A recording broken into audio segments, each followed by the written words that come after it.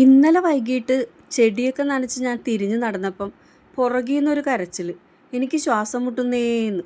എന്താണെന്നോർത്ത് തിരിഞ്ഞു നോക്കിയപ്പോൾ എന്താ, മെലസ്റ്റോമ, വൈറ്റ് മെലസ്റ്റോമേ. വേര് തിങ്ങി നിറഞ്ഞിട്ട് ആ പ്ലാസ്റ്റിക് കവറിൻ്റെ ഉള്ളിലിരുന്നിട്ട് ശ്വാസം മുട്ടണം. ആറ്റുനോറ്റുണ്ടായ ഒരു ഉണ്ണി എന്നൊക്കെ പറയണ പോലെ കൊണ്ടുവന്ന മെലസ്റ്റോമയല്ലേ, അതും വൈറ്റ്. അങ്ങനെ അങ്ങ് കളയാൻ പറ്റുമോ? വേഗം തന്നെ വലിയൊരു പോട്ടെടുത്ത് അതിൽ കുറച്ച് മെറ്റലോ ആദ്യം ഇട്ട്, പിന്നെ കുറച്ച് പോട്ടി മിക്സും നിറച്ച്, ഒരു 3/4 ഭാഗത്തോളം പോട്ടി മിക്സും നിറച്ച് ഈ മെലസ്റ്റോമയുടെ പ്ലാസ്റ്റിക് കവർ അങ്ങ് വെട്ടിക്കൊടുത്തിട്ടാ.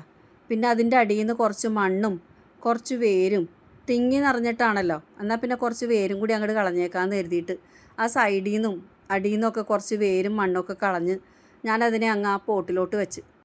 പുതിയ വേര് വന്നു കഴിയുമ്പോഴേക്കും അത് നേരത്തേതിനേക്കാൾ കുറച്ചുകൂടി ഉഷാറായിട്ട് വളർന്നു വരും എന്നുള്ള കാര്യത്തിൽ എനിക്ക് യാതൊരു സംശയവുമില്ല.